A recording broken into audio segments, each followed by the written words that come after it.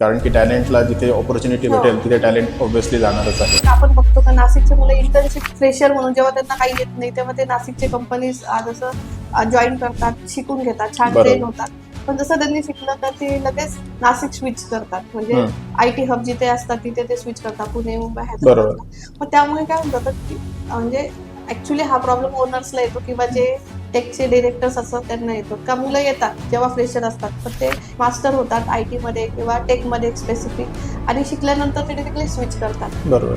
त्या पॅकेजेसमध्ये. तेव्हा काही चॅलेंजेस असतात? चॅलेंजेस नक्कीच. आम्ही रिटेन्शन कसं ठेवायचं कॅन्डिडेटचं हा एक सगळ्याच ओनरसाठी मोठा चॅलेंज असतो आणि आपण त्यांना रिस्ट्रिक्ट पण नाही करू शकत कारण की टॅलेंटला जिथे ऑपॉर्च्युनिटी भेटेल तिथे टॅलेंट ऑब्व्हियसली जाणारच आहे.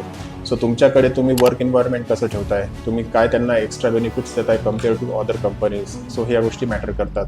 सो आजकाल जे जेनझी आहेत काइंड ऑफ ते वर्क लाईफ बॅलन्स जास्त बघतात आणि जर तुम्ही त्यांना तसं हेल्दी वर्किंग एन्व्हायरमेंट दिलं तर ते नाशिकच्या कंपन्यांमध्ये देखील थांबतात. असं काही गरजेचं नाही की ते पुणे मुंबईकडेच जातील.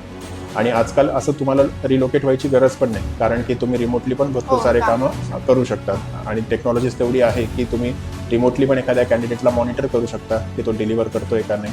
सो मला तरी असं वाटतं की असं हा चॅलेंज आता एवढा राहिला नाही फारसा की नाशिकमधून पण टॅलेंट नाशिकच्या कंपनीमध्ये पण कामं करतात जर तुम्ही त्यांना तेवढं हेल्दी वर्क एन्व्हायरमेंट प्रोव्हाइड केलं तर.